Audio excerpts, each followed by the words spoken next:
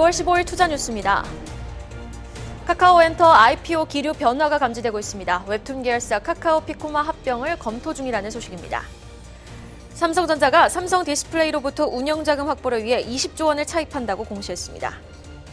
CJ그룹이 카카오의 제안으로 SM 인수전에 뛰어드는 방안을 검토한다는 한 언론 매체의 단독 보도가 나온 가운데 CJ그룹은 사실 무근이라고 반박했습니다. 반도체 디스플레이 등 국가 전략기술 투자에 대한 세액공제율을 확대하는 조세특례 제한법 개정안이 국회 입법 문턱을 넘지 못했습니다. 여야는 오늘 기재위 경제재정소위원회와 전체 회의를 열고 의결된 사안들을 법제사법위원회로 넘길 예정입니다. 정부가 국제해사기구의 탈탄소 규제 강화를 대비해 2030년까지 국적선사가 보유한 선박 중 118척을 친환경 선박으로 전환합니다. K사인 자회사인 사이버 위협 인텔리전스 업체 센즈랩이 오늘 기술 특례를 통해 코스닥에 신규 상장합니다. 개장 전 뉴스 보고 전략 고민하는 시간입니다. 세 분 수고해 주실게요. 야천투자연구소 남인호 소장, LNS홀딩스 김선영 대표는 전화로 만나보고요. 하이투자증권 스마트 PB센터 이건희 부장 수고해 주시겠습니다. 어서 오세요. 전 세계 투자자들의 이목이 집중됐던 1월 CPI 결과가 발표됐습니다. 첫 번째 이슈, 이에 따른 시장의 여파 한번 진단해 보겠습니다. 이번 달부터 CPI 측정 시 가중치가 변경이 됐기에 더 시선이 쏠렸죠. 결과는요, 예상보다는 조금 높고 전월보다는 낮은 수치 YOY 6.4%를 기록했습니다. 국내 증시 개장 전 우리는 어떤 포인트에 주목해 봐야 될까요? 김선영 대표님. 어제 말씀하신 대로 이제 헤드라인과 코어 모두 시장의 예상치를 상회한 수치가 발표가 됐습니다. 근데 재밌는 게 만약 이게 1년 전이었다라고 하면은 분명히 아마 미국 증시는 아마 어제 시작하자마자 2, 3% 밀고 시작했을 텐데 어제 같은 경우는 그렇게 큰 변동수까지 나오진 않았습니다. 일단 어제 CPI에 대한 제 한 줄 평은 일단 지표가 뭔가 엉망이고 다른 지표들과 너무 동떨어진 지표가 많다라고 제가 의견을 좀 드리고 싶은데요. 앵커님 말씀하신 대로 올해 1월 달부터 CPI 산출 방식이 바뀌었습니다. 이게 사실 작년 연말부터 미국의 노동통계청에 이제 공시가 계속 나왔었고요. 이제 이게 오늘 처음 바뀌어서 나온 건데 몇 가지 바뀌었습니다. 이에 따라서 혼선이 올 거라고 예상을 하긴 했지만 예상은 그대로 좀 반응이 나온 것 같습니다.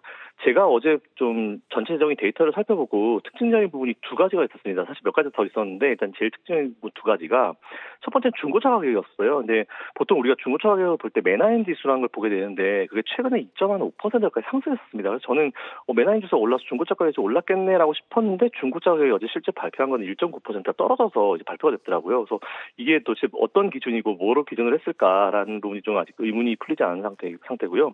두 번째 특징적인 부분은 천연가스 가격입니다. 잘 아시는 대로 1월 달에는 천연가스 가격이 굉장히 좀 폭락을 했죠. 근데 물론 현물과 차이가 좀 있긴 있겠지만 천연가스 가격에 대한 부분도 사실 시장에 지금 우리가 보고 있는 것과는 완전 반대로 나왔기 때문에 이게 좀 어떻게 들어가는지 사실 좀 의문이 좀 되고 많이 올랐더라고요. 그래서 이 부분 다시 한번 체크를 해봐야 될 것 같고요.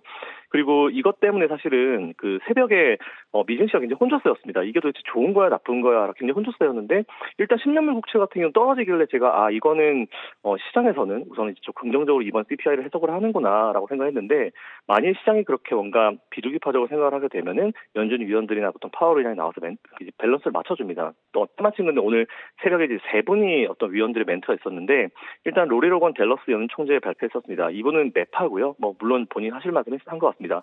그 전에 예상보다 더 오래 금리 인상을 해야 될 것이다라고 좀 매파적으로 발언을 했고요.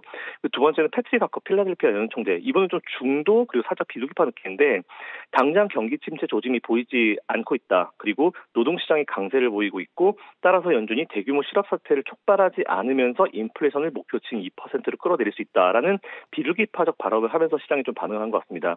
그리고 세 번째로 토마스 바킹 리치먼드 연준 총재죠. 이분 같은 경우도 예상했던 대로 나왔다. 인플레이션이 정상화되고 있다. 하지만 느리다라고 얘기했는데 사실 파월 의장은 인플레이션이 너무 빨리 잡히기를 원하지 않는다고 그랬죠. 천천히 잡히기를 원한다고 했기 때문에 전반적으로 지금까지 연준 위원들이 얘기했던 기조와는 거의 비슷하게 간 것 같습니다.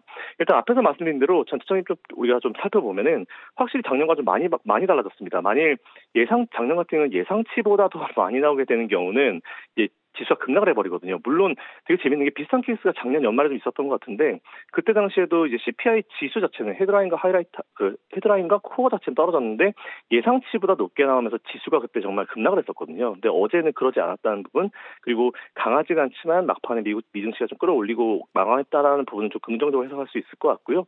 일단 오늘 우리나라 증시도 지금 달러 인덱스를 살펴봤을 때는 큰 무리가 없을 것 같고 일단 CPI는 추가적으로 이제 파월 의장이 멘트할 때까지 좀 지켜봐야 될 것 같지만 그래도 많이 좀 안정적이긴 했다. 이 정도로 생각하시면 될 것 같습니다. 기다리고 기다리던 1월 CPI 발표를 보고 더 혼돈스러워했던 뉴욕 증시. 과연 국내 증시에도 변동성을 확대할 요소로 작용을 할지 아니면 에라 모르겠다, 내 갈 길 가겠다, 숫자 하나하나 일희일비하지 않고 상승의 지속성을 보여줄지 여부는 잠시 후 국내 증시에 좀 집중해 보시면 좋을 것 같습니다. 이어지는 이슈입니다. 국내 시총 1위 삼성전자, 글로벌 시총 100위 기업에 유일하게 이름을 올리고 있는 국내 기업 삼성전자. 이 대한민국의 든든한 슈퍼파워 삼성전자가요, 자회사에 20조 원을 빌렸다라는 소식입니다. 상식적으로는 삼성전자 국내 기업 중 돈이 제일 많지 않나 싶죠. 그런데 자회사로부터 차입을 결정했다고요? 네, 맞습니다. 사실 이게 제가 작년부터 이제 인플레이션이다, 뭐 경기 침체다, 뭐 디플레이션이다 이런 내용들이 굉장히 기사에 좀 자극적으로 많이 났었죠. 그럴 때마다 제가 너무 우리 개인 투자자들이 겁을 먹을 만한 수준으로 기사를 쓰는 걸 보면서 제법 좀 반박을 좀 많이 해왔었는데요. 뭐 우리가 봤을 때, 우리가 일반 서민 입장으로 봤을 때는 자극적인 거 다 들어가 있습니다. 뭐 혹한기가 난다, 그리고 뭐 돈을 차입을 한다, 삼성전자가 왜 빌리지 하면서 지금 온갖 뭐 이상한 소식들이 나오고 있는 것 같은데 저는 사실 작년에 그런 느낌과 좀 비슷하게 생각하시면 될 것 같다라는 말씀을 드리겠습니다. 일단 20조를 빌린다는 단어, 그 빌린다는 단어에 되게 강조를 했는데 기사가 어떻게 나왔냐면은 반도체 혹한기로 영업이익 감소를 겪었다. 그 가운데 미래 수요에 대비한 반도체 투자를 지속하기 위해서 재원 확보에 나섰다. 이렇게 했습니다. 일단 생각을 한번 해보면 될 것 같아요. 삼성이 만일 진짜 돈이 필요해가지고 은행한테 차입을 해달라고 하면 안 해줄 은행이 과연 우리나라에 있을까 한번 생각해 보시면 될 것 같습니다. 기업을 운영하다 보면은 모든 기업은 차입이라고 합니다. 즉 돈을 빌리게 되는데 우리나라 모든 기업들 다트 다 찍어보시면 부채 비율 없는 게 없거든요. 다 20%에 30%대 안정적인 혹은 그 이상의 어떤 부채 비율을 가지고 있는 건 맞습니다. 삼성도 당연히 사업을 하려면 돈을 빌려야겠죠. 일단 근데 우리가 여기서 중요하게 생각해야 될 포인트가 차입 기간이 25년도 8월 16일입니다. 2년 정도밖에 안 되죠. 이자율은 연 4.6% 수준이고요. 삼성전자가 원하는 거는 합법적으로 그리고 경영 효율성을 따져가지고 단기 유동 자금을 확보하는 건데 일단 이게 뭐 2년 동안 뭐 2년의 돈을 빌렸다에 너무 집중하는 것 같은데 제 생각에는 이거 자금에 대한 상환 25년 빠르면 내년 말 혹은 25년 초에 상환되지 않을까라고 판단하고 있습니다.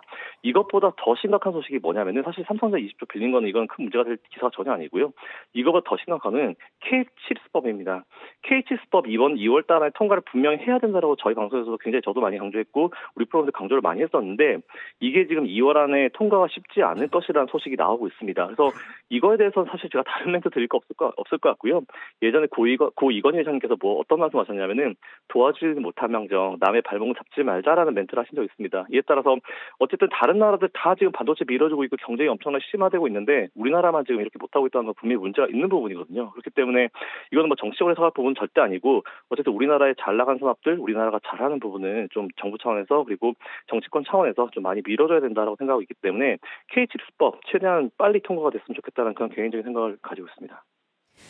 자회사로부터 차입을 결정한 삼성전자 그리고 기재위 조세 소위 문턱을 넘지 못한 K-칩스법 이런 상황에서 사실 어떤 분들은 삼성전자의 공격적인 설비 투자 단행이 가능할까라는 물음표가 붙을 수 있거든요. 그런데 또 반도체들은 지금 챗 GPT 열풍 속 AI 반도체 수요 증가 기대감도 함께 형성되고 있는데 자 반도체 주요 전략 어떻게 가져가야 될지 궁금하신 분들 많을 것 같아요. 네. 일단 뭐 지금 어제 뉴스에서 뭐 20조 빌렸다 이게 좀 자극적으로 좀 나온 것 같은데 이제 왼쪽 주머니에 있는 거 오른쪽 주머니로 옮긴 건데 네. 사실 별 의미가 없죠.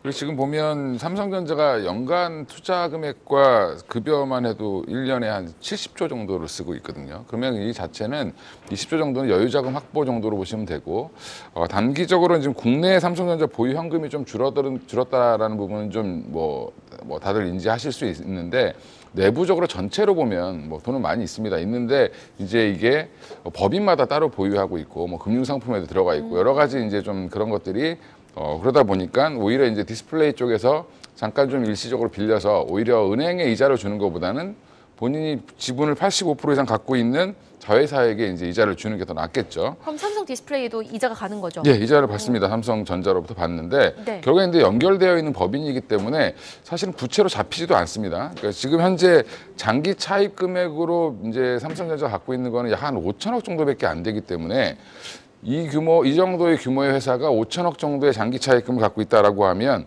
굉장히 건전하다라고 보시면 될 것 같고요. 네. 그러면 지금 현재 이건 집중해야 될 거는 이 기사의 핵심은 20조 원을 마련해서라도 삼성전자가 투자를 더 하겠다라는 의지를 지금 강하게 비쳤다라고 보시면 될 것 같고요. 지금 결국에는 인위적인 축소라든지 감산 안 하고 이제 결국에는 그 생산량 조절, 뭐 그 생산 공정을 조절한다든지 이렇게 하면서 물량을 조절하는 과정을 갈 텐데 지금도 평택 쪽 가면 지금 엄청나게 삼성전자가 지금 공장들을 짓고 있습니다. 짓고 있고 결국에는 지금 가장 핵심은 결국엔 기존의 메모리 산업 1위에 안주하지 않고 결국엔 비메모리 사업이라든지 뭐 향후에 AI 칩이라든지 AI 칩도 결국에는 다 주문 생산 방식으로 이어질 가능성이 높기 때문에 지금 현재 뭐 TSMC나 삼성전자는 어떻게 보면 이게 특히 삼성전자 입장에서는 기로에 서 있다. 여기서 만약에 치고 나가지 못하면 메모리 가지고는 나중에 이 반도체 시장을 장악할 수 없다라고 좀 위기감을 느끼고 있다라고 보시면 될 것 같고요. 그래서 그런 부분들을 위해서 투자는 계속 지속될 수밖에 없다라고 보시면 되고 예전에 이제 한참 삼성전자 주가가 9만 원 이상 갈 때 얘기했던 얘기가 결국에는 비메모리 시장에서 TSMC를 잡아보겠다라고 좀 얘기를 했었기 때문에 그 부분에 대해서 좀 더 집중하는 게 투자 입장에서는 더 맞을 것 같고요. 그리고 지금 AI 칩이 뭐 지금 엔비디아를 쓰니 AMD를 쓰니 여러 가지 얘기를 하지만 구글이나 대부분 이제 회사들은 본인들의 칩을 만들고 싶어 합니다. 그럼 결국엔 이것도 비메모리 이제 시스템 반도체로 갈 수밖에 없다라고 보시면 되고요.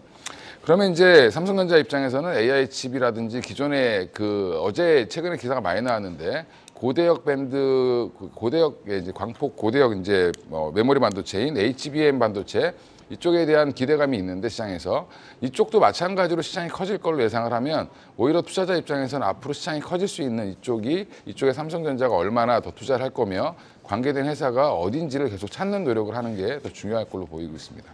네, 이러한 기사가 오늘 시장에 줄 수 있는 영향은 제한적이다. 다만 AI 수요칩 관련해가지고 삼성전자가 얼마나 좀 공격적인 투자를 단행할지, 얼마나 그 시장 파이를 확장할지 여부에 좀 주목해보자라고 정리를 해주셨습니다. 자, 이어서 조선 섹터 이야기 한번 해볼까요? 한 달 만에 29척을 수주하다. 친환경 선박 쓸어 담는 K조선 확인해 보겠습니다. 사실 작년에도 조선 3사가 친환경 선박 발주 많이 했거든요. 그런데 해가 바뀌고도 K조선의 위상은 꺾이지 않았습니다. 예, 시청자 여러분, 우리 대한민국의 세계적 위상 어떻게 보십니까? 제가 간단히 정리를 한번 해봤습니다. 전 세계 국토 면적이 107입니다. 우리나라가 10만 평방키로이기 때문에 전 세계에서 100등 밖에 있고요. 인구수는 어떨까요? 네, 우리가 작년에 5,140만 명으로 인구수로는 전 세계에서 29등에 해당됩니다. 자, 그런 국가가 국토 면적은 100위권 밖에 있고 인구 면적 29위인 대한민국이 경제 규모는 어떻습니까? 네, 작년 기준에서 세계 12위의 GDP 성장을 가지고 있는 국가입니다. 왜 그렇게 국토 면적이 적고 인구가 적은 국가가 세계에서 탑 랭킹에 들어갈 수 있느냐라고 본다면 저는 이렇게 말씀드리겠습니다. 반, 자, 철, 조, 화, 반도체, 자동차, 철강, 조선, 화학 이 5대 산업이 바로 대한민국을 그런 어려운 여건에서도 세계적 경제 대국으로 만든 가장 큰 원동력이다라고 말씀을 드리겠습니다. 자, 여기서 조선 어떻습니까? 방금 이혜수님께 말씀대로 작년에도 우량, 그러니까 쉽게 말하면 고성능 조선 선박의 거의 50%를 대한민국이 거의 독점을 했죠. 그런데 그 추세가 올해도 이어질 것 같습니다. 지금 자료화면 나오고 있습니다만 네, 메탄올 추진선 이게 바로 오늘 소개해드릴 핵심인데요. 우리가 보통 벙커 CO라 그래서 어떤 배 한번 무너지면 그 일대 해안이 완전히 오염되지 않습니까? 그런데 이 벙커 CO는 그게 아닙니다. 말 그대로 며칠 지나버리면 전부 다 이 기화돼서 공기로 다 없어지는 그런 원료가 되는데요. 현대 현대 사모중공업이 19척, 19척이나 받았고요. 나머지도 뭐 LNG 추진선이라든가 LPG 추진선, 말 그대로 이제 벙커시우로 벗어난 친환경 선박에 있어서 우리 대한민국은 가장 오른쪽 거 봐보시죠. 99대, 100대에서 한 대가 부족하네요. 99대의 배 중에서 바로 54대 과점을 하고 있다. 이런 추세 계속 이어질 걸로 바라고 있고요. 마지막입니다. 그러면 과연 주가 많이 올라야 되지 않겠습니까? 그런데 보시면 아시겠습니다만 우리나라 대한민국의 그 조선 관련주, 세진중공업, HST 엔진, STX 중공업 등등 이런 조선주의 주가가 작년에 그다지 좋지 않았습니다. 그래서 오늘부터라도 좀 늦은 감이 있습니다만 이런 조선주에 대한 주가 관심 필요하다고 말씀드리겠습니다. 네, 최근 수급도 견조하게 들어와주고 있는 조선주, 남인호 소장님도 지금 시점에서라도 늦지 않았다, 관심 가져볼 필요 있다라고 말씀해 주셨는데 사실 임금에 대한 부담이 또 남아있기 때문에 조선 관심 가질 바엔 기자재나 피팅 쪽에 관심을 더 두고 계신 투자자분들도 많을 것 같거든요. 조선주 어떻게 보세요, 이건희 부장님? 일단 뭐 지금 전체적인 기조 여기서 이제 가장 핵심 키워드는 친환경 선박이죠. 결국엔 지금 이제 전 세계 친환경 선박이 대형 선사들 이제 전 세계 이제 뭐 머스크라든지 MSC라든지 이런 대형 선사들의 친환경 선박 비중이 지금 현재 한 6.8% 정도밖에 안 됩니다. 근데 이게 국제 해사 기구라고 하죠. IMO에서 이제 주로 이제 큰 배들의 그런 여러 가지 규제들을 이제 정하는데 규율들을 2030년까지 이제 40%까지 감축을 시키려고 하고 있고요.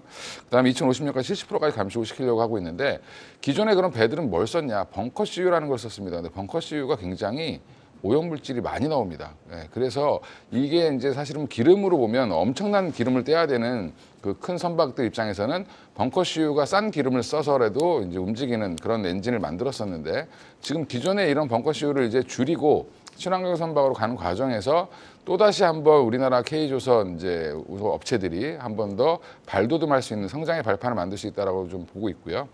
일단 6.8%라는 부분은 앞으로 이 부분은 이제 시장이 앞으로 대여섯 배 이상 커질 수 있다라고 보시면 될 것 같고 이게 꾸준히 이제 그렇다고 당장 뭐 모든 배들을 다 바꿀 수 없기 때문에 2008년 이후에 수주되는 것들, 이제 발주되는 것들 중에서 한 40% 물량은 친환경으로 갈 수밖에 없다라고 보시면 될 것 같습니다. 그래서 그러면 29척 중에 19척을 이제 인수한 데가 현대 사모중공업인데 사모중공업 찾아보시면 안 나옵니다. 비상장 회사입니다. 그리고 이제 또 하나 현대중공업에서도 이제 한 액화 석유가스 추진선 2척을 수주했는데 두 회사가 모두 지금 사실은 한국조선해양에 들어가 있는 이제 들어가 있죠. 소속돼 있죠. 물론 현대중공업 상장이 돼 있지만 결국 한국조선해양 자체가 가장 탑픽으로 보고 있는 상황이고요.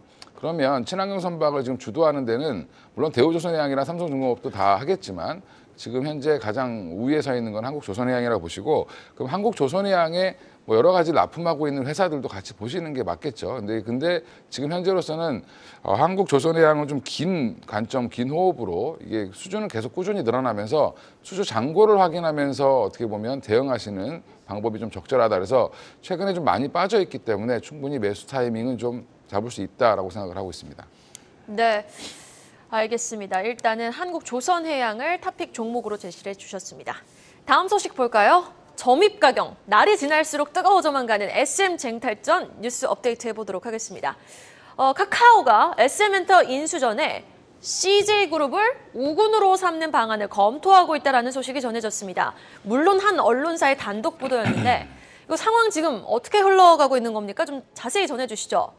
네, 말씀하신 대로 카카오가 이제 SM엔터테인먼트 인수전에 CJ를 우군으로 삼는 방안을 검토한다는 소식이 단독으로 나왔습니다. 근데 CJ가 곧바로 해당 지분 인수 참여에 대해서 사실 무근이라고 밝혔죠. 근데 사실 그래서 이게 현실성 있는지 뭐 아니땐 굴뚝에 연기할까 뭐 이런 얘기가 있기 때문에 뭐 이게 현실성 있을까 제가 한번 원기사를 찾아보니까 이렇게 나와 있었습니다. CJ와 카카오가 SM 지분을 최대 19.9%까지 유상증자나 공개 매수 방식으로 사들이고 자신들에게 우호적인 KB 자산 운용 등 기관 투자자가 보유한 지분까지 시간 외로 블록딜 방식으로 이제 사들일 방안을 구상하고 있다라고 주장했는데 여기에 일단 CJ가 근거 없는 사실이라고 일축을 했습니다. 조금 팩트 체크를 한번 해보면요. 일단 CJ를 끌어들이니까 CJ의 재무 상태를 좀 봐야겠죠.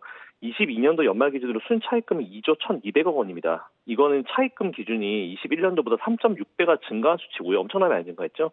그리고 현금 비율 역시 63.9%에서 31.2% 반토막이 나인 상황입니다. 쉽게 얘기하면 돈이 그렇게 많지 않다는 얘기겠죠. 물론 뭐 돈 끌어오는 거야 문제 없겠지만 그래도 가지고 있는 현금 자체가 재무 상태가 이렇게 문제가 있는데 사실 이런데 뭐 본격적으로 참여했다라고 하면은 CJ 주주들이 가만히 있을까 그 부분 한번 생각해 보시면 좋을 것 같고요. 게다가 지난 9월달 컨퍼런스 콜에서 어떤 얘기가 나왔었냐면은 비핵심 자산에 대한 유동화 계획까지 밝혔습니다. 그래서 아무리 이제 이민경 부회장님께서 이제 엔터 사업에 관심이 굉장히 많으시죠. 그래서 발전을 위해서 굉장히 노력도 많이 하고 계신데 사실 이거는 조금 무리한 선택지라고 좀 판단을 하고 있습니다. 이를 따라서 저는 CJ의 내부 상황이나 이런 재무 상황을 봤을 때 이거는 조금 무리수가 좀 있다라고 좀 생각을 하고 있고요. 그리고 저는 또 이해가 안 됐던 게 카카오가 본인들에게 우호적인 KB 자산 운용의 지분을 인수한다? 저는 솔직히 이게 이해가 안 됩니다. 왜 우호 지분까지 불필요한 돈을 쓰는지 사실 이해가 좀 안 되고요. 우호 지분이 그냥 그대로 놔둬도 될 텐데 왠지 사실 좀 이해가 안 됐던 부분인 것 같습니다. 또한 카카오가 제가 봤을 때는 지난번에 사우디 국부펀드 PIF 그리고 싱가포르 PWI로부터 1조 1,540억 원 정도의 자금을 유치한 것으로 알고 있는데 일단 여기에 이제 유치한 자금의 어떤 사용 목표를 보니까 이번 인수증자와 CB 발행 조건에 신주 인수권을 카카오 엔터에 양도 가능하다고 명시가 되어 있습니다. 이거는 뭐 쓰겠다는 얘기겠죠. 아마도 규정상으로 이제 법상으로 절반 정도는 타법인 인수에 사용이 가능할 것으로 판단이 되고 있는데 일단은 과연 이걸 갖다 그렇게 무리해서 할지 사실 그 부분에 대해서 의문인 것 같습니다. 제일 중요한 거는 CJ그룹이 사실 무근이라고 밝혔다는 부분인 것 같은데 모르겠습니다. 카카오가 진짜 그 얘기가 오가서 얘기한 건지 아니면 뭔가 급해가지고 이제 끌어들인 건지 모르겠지만 아무튼 지금 현재 이렇게 보통 공격적으로 이렇게 뭔가 인수합병전이 이루어지게 되면은 팩트 체크를 해야 됩니다. 이게 무조건 어디가 뛰어든다라고 하면은 바로 주가가 반응해서 올라갈 수 있는데 팩트 체크를 해서 만약 아니라고 하면은 그에 따른 주가 급락도 굉장히 심하게 나올 수 있기 때문에 항상 이런 거 나오게 되면은 그런 인수하는 기업이 자금력이 얼마나 있는지 먼저 살펴보신 다음에 그 자금력이 되는 기업이라고 하면 우리가 여기 진짜 인수전에 참여할 수 있겠구나라고 판단해 보시는 게 나을 것 같고요. CJ 같은 경우는 이제 올해 컨퍼런스 콜에서 얘기한 것도 있고 작년 연말 순차익 자금이나 아니면 이제 뭐 유동산 현금 비율 이런 걸 생각해 봤을 때 그렇게 좀 무리가 좀 있을 것 같습니다. 이에 따라서 이 부분 체크하셔가지고 투자 이용하시면 좋겠다라는 의견 드리겠습니다. CJ그룹 측은 우리 검토 안 하고 있습니다. 바로 반박을 했지만 이 뜨거운 SM 쟁탈전에 CJ그룹까지 언급이 됐다는 데는 우리가 또 주목을 해볼 필요가 있겠습니다. 하이브는 12만 원 공개 매수를 선언했고 얼라인 파트너스는 12만 원 택도 없다. 30만 원도 본다라고 선언을 했습니다. 자, 이렇게 되면 SM 주주분들 참 계산이 복잡해지실 것 같거든요. 어떻게 좀 전략 가져가는 게 좋을까요? 일단 뭐 SM 갖고 계신 분들은 지금 계속 좀 지켜보셔야죠. 상황을 지켜보셔야 되고 어제 온라인 인베스트먼트 대표님께서 30만 원 얘기를 하셨는데 사실은 이제 12만 원 공개 매수 너무 싸니까 그거보다 더 비싸게 사줄게라고 지금 얘기를 하고 있는 상황이죠. 결국엔 지금 경쟁을 붙이고 있는 과정이다라고 보시면 되고 카카오 입장에서는 카카오 엔터를 어떻게 해서든지 키워서 국내 종합 엔터테인먼트 회사로 좀 키우고 싶어하는 그런 모습이 있기 때문에 그런 부분들에서 이제 피코마 인수한다 이런 얘기도 나오고 있고 여러 가지 이제 지금 합병한다는 얘기도 나오고 있고 이렇게 기사가 나오고 있는 이유는 카카오 쪽도 뭔가 이제 카카오 엔터를 뭔가 해결하기 위한 뭔가를 만들려고 지금 하고 있는 상황입니다. 최근에 이제 카카오가 항상 문제가 됐던 이유가 물적 분할 이후에 상장 이런 것들이 계속 문제가 됐던 부분이었기 때문에 이 부분을 어떻게 무마해 가면서 이제 키울 수 있는 거냐라는 부분이 카카오의 가장 해결 난제라고 보시면 되고요. 현재 지금 근데 주가상 투자자들 입장에서는 제가 이제 제 판단으로는 단기적으로 SM 갖고 계신 분들 그다음에 SM의 자회사들 SM CNC가 됐든 아니면 디어유라는 회사를 가지고 계시든 이쪽은 대부분 다 호재라고 좀 판단을 하고 있고요. 어디든 이제 인수 경쟁이 붙기 시작하면 관련된 회사들은 여전히 좋은 흐름을 이어갈 수밖에 없다라고 보고 있고 이쪽 갖고 계신 분들은 홀딩 전략 그다음에 갖고 계시면 될 것 같고요. 오히려 이제 CJ는 하지 않겠다라고 선언을 했기 때문에 CJ의 주가는 중립적이라고 보고 있습니다. 물론 아까 김성현 대표님께서 말씀하신 것처럼 결국에 CJ 이해는 단독으로 지금 이거를 인수하기에는 자금난적으로 어려운 상황이기 때문에 결국엔 CJ 그룹 차원에서 같이 하겠다라는 얘기가 나오지 않는 이상은 사실 좀 어렵지 않겠나 생각을 하고 있고요. 예전에 사실은 CJ와 또 카카오가 서로 이제 경쟁 관계였는데 갑자기 다른 적이 등장하니까 갑자기 동지관계로 변하는 그런 모습이 좀 나오고 있긴 하지만 물론 이제 이게 기사의 출처를 좀 확인할 수 없기 때문에 좀 더 지켜봐야 될 것 같다라고 보고 있습니다. 그리고 CJ나 CJ E&M은 단기적으로는 만약에 한다라고 하면 참여한다라고 하면 단기적으로 악재로 작용할 수도 있다라고 보고 있고요. 오히려 이제 그 카카오는 약간 지금 현재 이미 주가가 좀 많이 빠져 있기 때문에 뭔가 모멘텀을 만들지 않는다라고 하면 뭐 주가 상승 탄력은 좀 적지 않겠나. 지금은 SM 관련주들, SM 그 계열사 지분을 갖고 계신, 그러니까 주식을 소유하고 계신 주주분들만 지금 약간 꽃놀이패인 상황인 것 같습니다. 네, 일단 뭐 SM그룹주 보유하고 계신 분들 한국경제TV와 계속해서 함께 하시면서 나이스 매도 타이밍 잡으셨으면 좋겠습니다. 자, 다음 소식으로 넘어가 보도록 하겠습니다. 이달 코스피 흐름 꽤 지지부진하죠.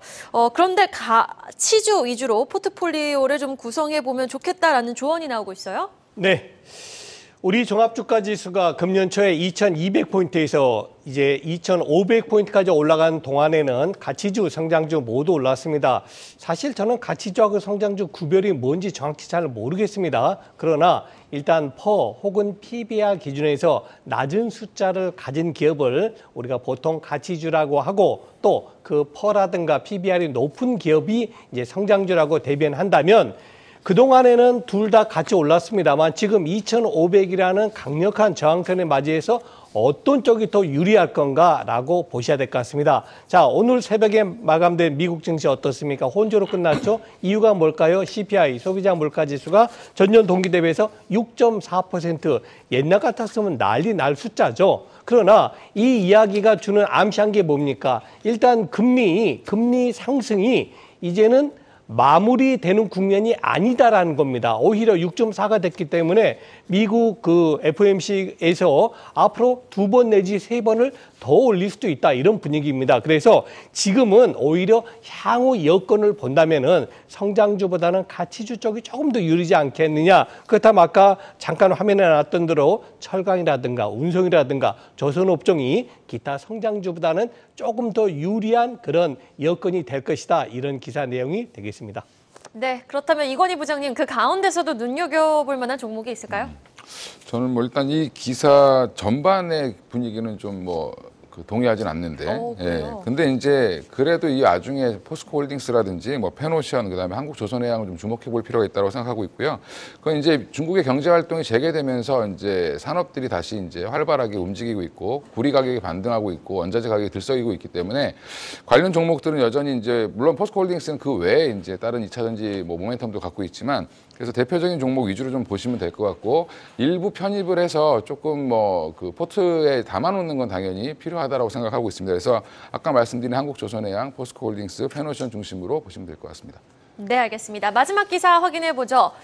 비밀 포트폴리오가 공개가 됐습니다. 누구의 비밀 포트폴리오냐고요? 워런 버핏, 벅셔 해서웨이 회장의 비밀 포트가 공개됐습니다. 어떤 종목이 담겨 있나요? 네, 전 세계 주식 투자자의 롤 모델이죠. 바로 워런 버핏 회장이 운영하고 있는 벅셔 해서웨이에서 지난 1998년도 인수한 그런 자산 운용사입니다. NEAM, 뉴 잉글랜드 에셋 머니지먼트인데요. 여기가 아주 묘한 그런 투자를 했어요. 지금 벅셔 해서웨이가 이렇게 큰 세계 1위의 수익을 낸 이유가 뭡니까? 애플 아니겠습니까? 그런데 애플을 벅셔 해서웨이에서 매수한 게 언제냐면 2016년도거든요. 불과 지금 7년밖에 안 됐습니다. 그런데 바로 이 NEAM에서는 언제 샀느냐? 2013년도에 샀답니다. 한번 종목 리스트 올려주시면 고맙겠습니다. 자, 가장 위에 올라온 게 뭐죠? 애플이 48%. 야, 이거 한 주머니에 한 그 울타리에 다 달걀 넣으면 안 되는데 거의 과점 50%를 애플에 몰빵을 했고요. 그 다음에 나온 게 뭐죠? 뱅크 오브 아메리카. 여러분 BOA 잘 아시죠? 그 다음에 뭐죠? US 뱅크오프. 그 다음에 쉐브론. 그 다음에 HP입니다. 이게 무슨 소리냐면요. 우리 한국으로 굳이 비유한다면은 삼성전자 50%, 하이닉스 삼성전자 합쳐서 50%, 국민은행 또 KB금융, 신한지주 나머지 한 30%, 그 다음에 쉐브론 S-오일이라고 할 수 있겠죠. 그 다음에 HP 뭐죠? 삼성전기도 좋고 LG전자도 좋습니다. 그거 그냥 몰빵한 거예요. 그래 가지고 지금 수익이 낸다는데 전 여기서 이 말씀 드리겠습니다. 여러분 우리도 워런 버핏까지 할 수 있습니다. 두 가지만 지키시면 됩니다. 좋은 기업을 선택하시고요. 그다음에 장기 투자하십시오. 3년 이상만 여러분이 가지고 계신 종목을 꾸준하게 투자하신다면 아마 워런 버핏보다도 더 좋은 수익 날 수 있다라고 말씀을 드리겠습니다.